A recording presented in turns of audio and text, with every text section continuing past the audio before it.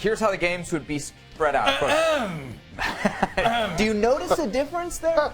Of course, so you got the 80 games with your expanded field. This would be the first World Cup with the expanded field. 60 for the U.S., Mexico 10, Canada 10. Hurt off the field, you're like kind of a share guy, but you don't like that this is shared. You don't like it at all. You want it all U.S. Well, look, I don't buy that Mexico is an actual candidate that would have taken away from the U.S. If that's the case, Mexico doesn't agree to 10 games. No. Shared does not mean equal. The U.S. came out winning, and they won big. Not only do they have the majority of the games, but come knockout rounds, they have all of the games, including the final. The home or the inaugural game is still up for grabs. It could actually be the U.S. as well. Mexico, I think, needed the U.S. Canada needed the U.S. And in a way, I think the U.S. needed one of those two, and they played on each other. They could have gone to Canada and said, hey, we could just go joint bid with Mexico. They could have Mexico, hey, we'll just go joint bid with Canada. So take this. And realistically, that's what they did because they felt that's what they needed to do.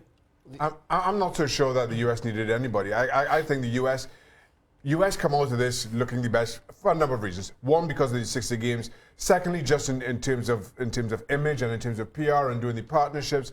But then we are talking 9 years down the road, 3 sovereign countries. Who knows what travel in between those 3 countries will look like, especially impromptu travel. Let's say your team is playing its group games in Mexico and you qualify and you have to then go and play in one of the knockout stages in the US and you have to all of a sudden at the last minute apply for a travel visa. Who knows how that's going to look. There's a lot of twists and turns to this yet that I'm not sure has been fully thought out. What has been fully thought out is how good all 3 of them look in coming together and putting out this bid. Let's look at it another way.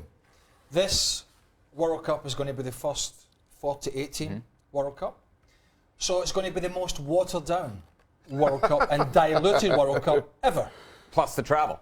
Plus the travel. But if you go back to the actual games, the football, the soccer, it's going to be the most diluted. So the fact that the USA are getting from the quarter-final onwards all the big games, it's a bit like the Champions League. The Champions League group stage games are pretty boring. There's a couple of good ones. Most of them are awful.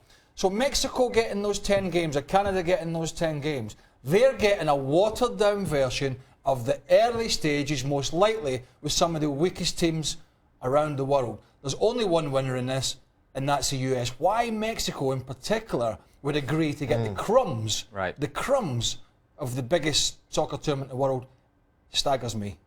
Absolutely. And you could talk about Mexico maybe saying, well, we'll have games in Houston, we'll have games in Los Angeles. Yeah. That's not the same. It's not that's Mexico. Not your revenue. No. That's not your home. That's not Mexico. It doesn't work that way for you. Now, there are politics involved in this. Let's not kid ourselves. Trump's travel ban has really taken issue here, and that's why I think the U.S. needs to have a shared World Cup.